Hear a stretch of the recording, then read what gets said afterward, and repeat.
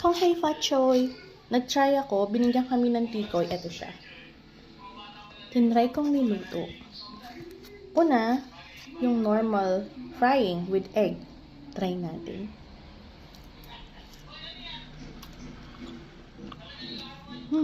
Hop.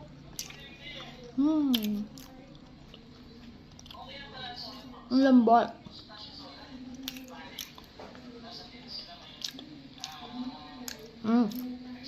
Premium daw eh.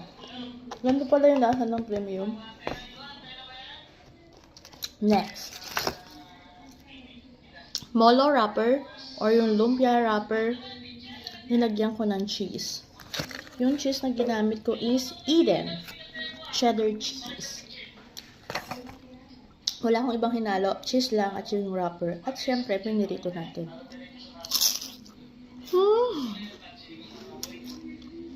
Mas bet ko to. Nagmimix yung saltiness, sweetness, crunchiness. The best. Hindi nakakasawa. Rinig nyo ba yung crunchiness? Try nyo na. Ako yung tikoy. Tapos juice.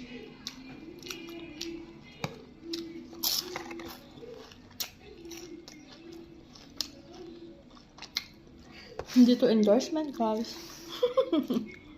Malayo pa tayo sa ganun.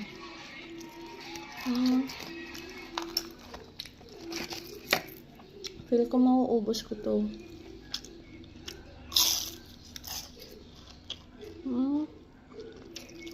Must try. Haba.